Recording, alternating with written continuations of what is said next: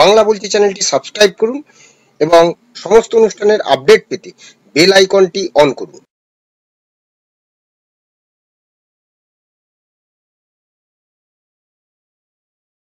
নমস্কার, বাংলা বলছি চ্যানেলে আপনাদের স্বাগত। রাত পোহালে দিল্লির বিধানসভা নির্বাচন, আর এবার দিল্লির বিধানসভা নির্বাচনে যেন বাংলা নির্বাচনে যেরকম বিগত নির্বাচনগুলিতে যে হাওয়া আমরা দেখেছিলাম সেই রকম একদম মানে শেয়ানে শেয়ানে লড়াই বলা যায়।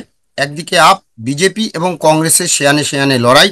70টি আসন, যার মধ্যে গত বছর 2020 সালের যে বিধানসভা নির্বাচন হয়েছিল সেই বিধানসভা নির্বাচনে 62 অর্থাৎ 62টি পেয়েছিল আপ এবং 8টি ছিল বিজেপির দখলে।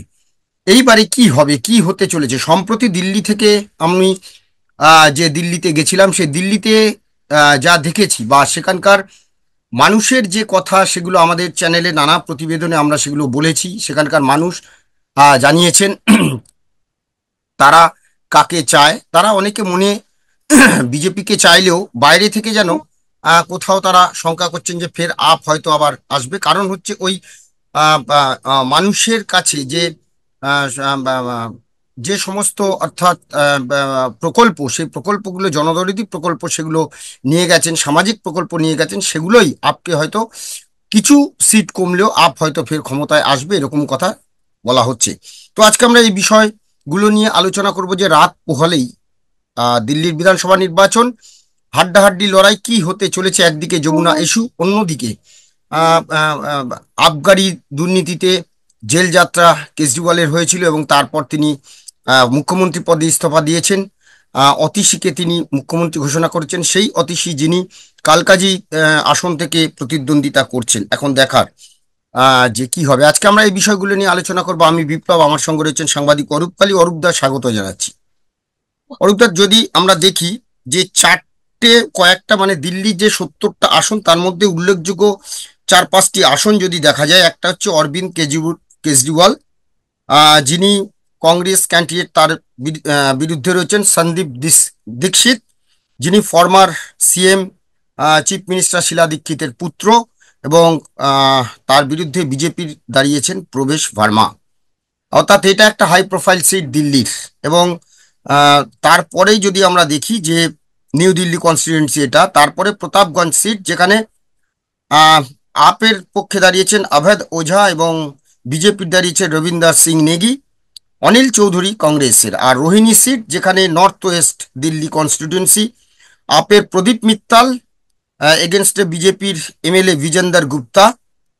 আর অন্যদিকে আমরা যদি দেখি যে কালকাজি, এখানে কন্টেস্ট হচ্ছে দিল্লির chief minister Atishi Kapoor, former BJP MP Ramesh Bhaduri এবং কংগ্রেস লিডার অলকা লাম্বা। আর জংপুরা কনস্টিটিউয়েন্সিতে দাঁড়িয়েছে বিজেপি সর্দার ত্রিবেন্দর সিং মারওয়া আর মনীষ সিসোদিয়া, এবং কংগ্রেসের হচ্ছে ফরহাদ সুরি। অর্থাৎ এই 5টি সিটে কিন্তু একটা হাড্ডাহাড্ডি লড়াই হবে বলে আশঙ্কা প্রকাশ করছে যে সমস্ত এখন আমরা দিল্লি ইলেকশনে যেগুলো এখন পর্যন্ত যে সমস্ত মানে প্রকাশিত হয়েছে, সেগুলোতে কিন্তু বলা হচ্ছে যে এক্সিট পোল বা যেগুলো প্রকাশিত হয়েছে তাতে কিন্তু এই 5টি সিটকে এগিয়ে রাখা হয়েছে। তো কি মনে হয় কি হতে চলেছে বা দিল্লির নির্বাচন, অরূপদা? দেখো, দিল্লির নির্বাচন এবার গুরুত্বপূর্ণ কয়েকটা কারণে।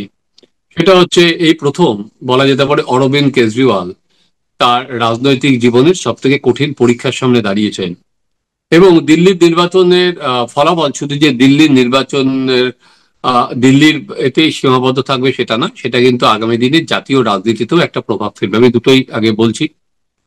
কারণ অরবিন্দ কেজরিওয়াল এই 10 বছরের শাসন করার পর একটা প্রতিষ্ঠান বিরোধী হওয়ার সম্মুখীন হয়েছেন। এবং যে অরবিন্দ কেজরিওয়াল ক্ষমতায় এসেছিলেন ইন্ডিয়া এগেনস্ট করাপশন, দুর্নীতির বিরুদ্ধে একটা প্রধান মুখ হিসাবে, এখন আপের বিরুদ্ধে কিন্তু নানা দুর্নীতির অভিযোগে বিদ্ধ। এবং সেখানে অরবিন্দ কেজরিওয়ালকে পর্যন্ত উনি এখনো জামিনে আছেন। মুখ্যমন্ত্রী, উপমুখ্যমন্ত্রী, এলাকার দলের সাংসদ, অন্যান্য মন্ত্রীরা সবাই অলরেডি জেল যাত্রা হয়ে গেছে, তারা এখন সব জামিনে আছেন। ফলে অরবিন্দ কেজরিওয়াল ওনার যেটা আর কি বলো মূল যে ওনার ইউএসপি ছিল, ওনার সততা, বা এটা আম আদমি পার্টি, জনগণের পার্টি, উনি যখন শীষ মহলে গিয়েছিলেন, তখন তো আর জনগণের একজন নেতা তো আর শীষ মহলে গিয়ে থাকতে পারেন না।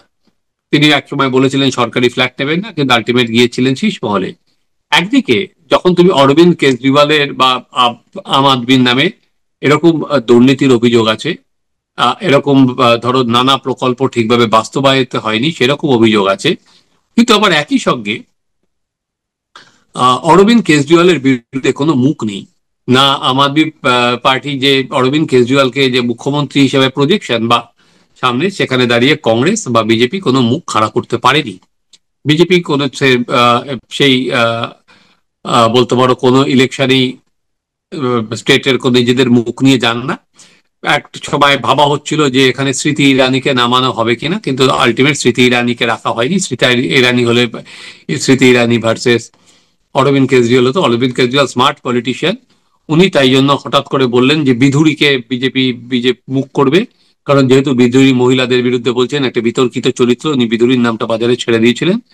যে সমস্ত যারা সমীক্ষা করে, আমি সেই সমীক্ষা দেখছিলাম, সিএসডিএস বা সি ভোটার, তারা যেটা বলছে যে অরবিন্দ কেজরিওয়ালকে মুখ্যমন্ত্রী হিসেবে চান প্রায় 47%। হ্যাঁ, আর কি একদম। এখনো মুখ্যমন্ত্রী হিসাবে জনপ্রিয়তম মুখ হচ্ছে অরবিন্দ অরবিন্দ কেজরিওয়াল। কেজরিওয়াল। দেখো হুম। এটা আমার কাছে, তুমি যদি আমাকে, এটা অনেক লড়াই, আর কি লড়াই হচ্ছে brand Modi versus Arvind Kejriwal. Brand Kejriwal. Brand Modi versus brand Kejriwal. আমি কেন বলছি? কারণ আহ, লোকসভা ইলেকশনের পর হরিয়ানা এবং মহারাষ্ট্র ইলেকশনে কিন্তু তুমি দেখবে মোদির গ্যারেন্টি কিন্তু খুব একটা সামনে আসেনি। সেখানে এনডিএ বা বিজেপি তাদের নানা রকম স্কিম নিয়ে এসেছিল। ঝাড়খণ্ড ইলেকশনে কিছু মোদির গ্যারেন্টির কথা শোনা যাচ্ছিল। এবার এখানে কিন্তু সরাসরি আবার বিজেপি বা নরেন্দ্র মোদী নিজেও কিন্তু বারবার করে বলতে শুরু করেছেন মোদি কা গ্যারেন্টি। উল্টো দিকে অরবিন্দ কেজরিওয়াল কিন্তু আপের গ্যারেন্টি বলছেন, উনি কিন্তু বলছেন কেজরিওয়ালের গ্যারেন্টি। ফলে মোদির গ্যারেন্টি ভার্সেস বনাম কেজরিওয়ালের গ্যারেন্টি। কেজরিওয়ালের গ্যারেন্টি। এখানে তুলনায় কংগ্রেস অনেক ধরো অনেক দূরে আছে কংগ্রেসের। হ্যাঁ, কংগ্রেসের কোথায় গুরুত্ব সেটা আমি বলছি।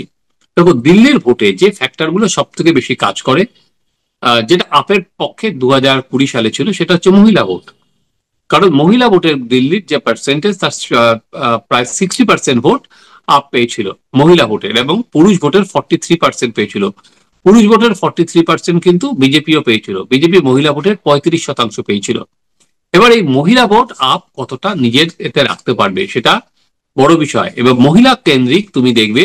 তাই জন্য ওখানকার যে লক্ষ্মীর ভান্ডারের মতো বলা হয়েছে 2100 টাকা দেবে আপ এবার এলে, সেখানে বিজেপি বলেছে 2500 টাকা দেবে।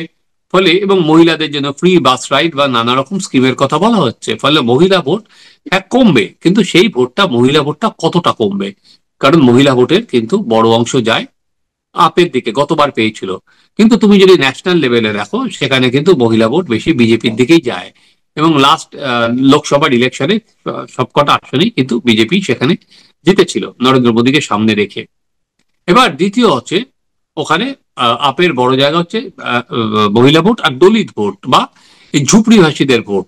সেই ঝুপড়িভাষীদের ভোট সেখানে তুমি দুদিন আগে মোদী জনসভায় বলেছে, শেষ জনসভায়, যে ওখানে ঝুপড়িবাসীদের উচ্ছেদ করা হবে না। কারণ ওনার টার্গেট ছিল যাতে ঝুপড়িবাসীদের ভোটে প্রভাব ফেলা যায়, সেই জন্য। এবার থার্ড এসো, সেখানে হচ্ছে, দেখো দিল্লি হচ্ছে মধ্যবিত্তদের এলাকা বা চাকুরিজীবীদের এলাকা। হুম। সেখানে সেন্ট্রাল গভর্নমেন্টের চাকুরি আছে, সেখানে বিভিন্ন রকম সেনাবাহিনী চাকরি আছে। এবার বিজেপি যে এই যে 12 লক্ষ টাকা পর্যন্ত কর ছাড় দিল মধ্যবিত্তদের, সেটা কিন্তু বিজেপির পক্ষে একটা হাওয়া উঠতে পারে। কারণ যেহেতু চাকরিজীবীদের 12 লক্ষ টাকাটা অনেক, এবং কেজরিওয়াল বলেছিল 10 লক্ষ টাকা, সেখানে এরা 12 লক্ষ টাকা পর্যন্ত দিয়ে দিয়েছে। ফলে সেটা কিন্তু মধ্যবিত্তে বিজেপি একটা হাওয়া তুলতে পারে। এবার কতটা দেবে, কারণ আহ, এই দিল্লি বিধানসভা কিন্তু মধ্যবিত্ত অধ্যুষিতই এলাকা, মধ্যবিত্তরাই বেশি, চাকরিজীবীরাই বেশি। হ্যাঁ, সেখানে বস্তিবাসী আছে, ঝুপড়িবাসী আছে, কিন্তু মধ্যবিত্তরাই টার্ম ডিক্টেট করে। এবার ফোর্থ আসো মুসলিম ভোট। এই মুসলিম ভোটটা 2020 সালে কিন্তু অরবিন্দ কেজরিওয়াল পেয়েছিল। কিন্তু এবার তুমি তারপরে 2020 সালের পর দুটো বড় ইস্যুতে মুসলমানরা সেখানে অরবিন্দ কেজরিওয়ালকে পায়নি। একটা হচ্ছে শাহিনবাগ, আর একটা হচ্ছে দিল্লিতে যে দাঙ্গা হয়েছিল। এবার রাহুল গান্ধী সেটা বারবার করে তুমি দেখবে প্রচারে বলেছে যে ওই সময় যখন মুসলিমদের দরকার ছিল তখন অরবিন্দ কেজরিওয়ালকে পাওয়া যায়নি। ওখানে 12% ভোট হচ্ছে মুসলিম। এই 12% ভোটে কংগ্রেস কতটা পাবে তার উপর কিন্তু হ্যাঁ, আহ, এইখানটাতেই অরবিন্দ একটা জিনিস বলছি যে 12% ভোট নিয়ে আমি যখন দিল্লিতে ছিলাম এবং এবারে যখন দিল্লি ভোটের কভার করলাম, তো সেখানে দেখলাম এবং সাংবাদিকদের সাথেও কথা বললাম, এবং সব থেকে বড় জিনিস যে আমরা যে গাড়িটায় চড়ছিলাম তিনি একজন মুসলিম যুবক। তো তিনি দিল্লিতেই থাকেন দীর্ঘদিন ধরে। তো তিনি কিন্তু বলছেন, তাকে যখন জিজ্ঞেস করা হয়েছিল, তিনি কিন্তু একটা কথা বলছেন যে এখানে আপই জিতবে। আহ, হুম, এটা আমাদের হ্যাঁ, এখানে যেমন কেন বলছি এই যে আমি? বিজেপিকে আটকাতে আমরা যেটা দেখি আর কি, সিপিএম হুম, কংগ্রেস একটা মুসলিম ভোটের ওপরে একটা নির্ভরশীল থাকে, তাদের একটা ভোট হুম, আছে, হুম। কিন্তু আলটিমেটলি ভোটের সময় গিয়ে কোথাও একটা মুসলিমদের মনে যে ভয়টা কাজ করে বিজেপি আসবে, এটা কিন্তু হুম। আলটিমেটলি কিন্তু ওই কেজরিওয়ালের দিকেই যাবে বলেই কিন্তু মনে হচ্ছে। না, এ- এটা সব স্টেটেই তাই হচ্ছে, যে হুম, হুম, যেখানে বিজেপিকে যারা আটকাতে পারবে, যেখানে হুম। কংগ্রেস থেকে কংগ্রেস, যেখানে অন্য অর্থাৎ রিজিওনাল বিজেপিকে পার্টি থেকে আটকাতে রিজিওনাল পার্টি। তখন কিন্তু এই ভোটটা কিন্তু সুইপ করে যাচ্ছে, কংগ্রেসের দিকে যাবে না, এর দিকে যাবে এটা। তবে সেটাই হুম, দেখার যে কংগ্রেস যদি ভোট কাটতে পারে না পারে না, সেই হুম। মুসলিম ভোটটাও কি কেজরিওয়ালের দিকে। কিন্তু কেজরিওয়াল যেহেতু ওই ধরো ওই যে বললাম যে শাহিনবাগ বা দিল্লি দাঙ্গায়, সেখানে কেজরিওয়ালের রোল নিয়ে প্রশ্ন আছে মুসলিমদের মধ্যেও, আর একটা জিনিস যে কেজরিওয়াল ইন্টারেস্টিং, শুধু হ্যাঁ, আজকে ঠিক ছিল। মানে অনেকটা বলছিলাম যে আমাদের বাংলার ভোটের যেন একটা আঁচ পাওয়া গেল। সেটা তো ওখানে আমরা দেখেছি যে একদম আহ, আহ, অন্যান্যবার যেরকম কি একটা সৌজন্যের রাজনীতি থাকে, সৌজন্যতামূলক প্রচার এসব থাকে, কিন্তু এইবারে দিল্লি নির্বাচনে সেই সৌজন্যতার প্রচার কিন্তু ছিল না। মানে যে যেরকম ভাবে পেরেছে মানে ওই বলে না, একদম লড়াই। আজকে প্রেস রাহুল গান্ধী কনফারেন্স পর্যন্ত করা আছে ধরো না। কংগ্রেসের তরফ থেকে। হ্যাঁ, হ্যাঁ, যিনি অলকা লাম্বা, কংগ্রেসের কালকাজি আসন থেকে তিনি প্রার্থীও হয়েছেন, তিনি দুটো ভিডিও দেখিয়েছেন দেখছিলাম। একটা তো হচ্ছে যে, যেটা বলা হচ্ছে আপের এগেনস্টে, যে পাঞ্জাবের মুখ্যমন্ত্রী হ্যাঁ, তার গাড়ি, মানে তার যে বাংলো বা মুখ্যমন্ত্রী যে তা, সেখানে একটা গাড়ি যেখানে ক্যাশ টাকা, নগদ প্রচুর টাকা এবং প্রচুর লিকার পাওয়া গেছে। তাহলে এটা কাদের, যেমন একদিকে বলছেন, অন্যদিকে আবার আরেকটা দেখাচ্ছেন যে প্রাক্তন সিএম অর্থাৎ মুখ্যমন্ত্রী মদনলাল খুরানা, তার ছেলে হরিশ খুরানা, তিনি অশ্লীল ভাষায় মহিলাদের সম্পর্কে নানান কথা বলছেন, এবং তিনি এও বলছেন যে ভোটে টিকিট পেতে, বিজেপির দলের ভোটে টিকিট পেতে মহিলা সাপ্লাই করা হচ্ছে, এরকম কথা শোনা যাচ্ছে। অর্থাৎ এই বাংলায় যেরকম আমরা দেখতাম যে সিপিএম বা কংগ্রেস যেভাবে একদিকে তৃণমূল, অন্যদিকে আবার বিজেপির বিরুদ্ধে লড়াই করছে, ঠিক এখানে কংগ্রেসকে সেই রোলটাই আমরা দেখতে পাচ্ছি না। না, দুদিন আগে এটা আম আদমি পার্টিও বিজেপির সম্পর্কে বলেছে হুম, যে টাকা বিলি হচ্ছে, এটা আম আদমি পার্টিও বলেছে। এবং সেখানে অরবিন্দ কেজরিওয়াল, যে মুখ্য নির্বাচন কমিশনার রাজীব কুমার, তাকে বলা হচ্ছিল উনি কিছু দেখতে পাচ্ছেন না, উনি বোধহয় আবার পদ চাইছেন, রিটায়ারমেন্টের পর উনি পদ চাইছেন বলে কিছু দেখতে পাচ্ছেন। ফলে সরাসরি রাজীব কুমারকে আক্রমণই করেছিল। দেখো, এই অভিযোগ পাল্টা অভিযোগ এটা থাকবে, এবং ভোটের আগের দিন এটা আহ, জনমানুষে কতটা প্রভাব ফেলবে এটা আমার যথেষ্ট সন্দেহ আছে। কারণ কংগ্রেসের সেখানে খুব একটা সাংগঠনিক শক্তি নেই এবং কংগ্রেস এবার অল আউট। রাহুল গান্ধী কেজরিওয়ালের দুর্নীতি নিয়ে বলেছে, আহ শীষ মহল নিয়ে বলেছে, রাহুল গান্ধী নিজের যমুনাতে ঘুরেছে, যমুনায় কেজরিওয়াল কেন কথা রাখতে পারেনি সেটা নিয়ে বলেছে। এবার তোমাকে আমি যেটা বললাম যে প্রথমে, যে এই রাজনীতির সঙ্গে শুধুমাত্র দিল্লির মধ্যে থাকবে না, এটা কিন্তু জাতীয় রাজনীতিতেও প্রভাব ফেলবে। কারণ দিল্লি ভোটে আমরা দেখেছিলাম যে তৃণমূল কংগ্রেস বা সমাজবাদী পার্টি এরা কিন্তু সাপোর্ট করেছে আম আদমি পার্টিকে, কংগ্রেসকে নয়। এবার ধরো যদি বিজেপি এখানে জিতে যায়, তাহলে আগামী দিনে যে প্রশ্নটা বড় করে উঠবে যে এই লোকসভার জন্য শুধু জোট করে কি লাভ? কারণ অন্যান্য জায়গায় তো ধরো এই যে রিজিওনাল পার্টিগুলো, এরা নিজেদের শক্তি বাড়িয়েছে তো কংগ্রেসের ভোটকে শেষ করেই বা ক্ষয়ে যাওয়ার পর।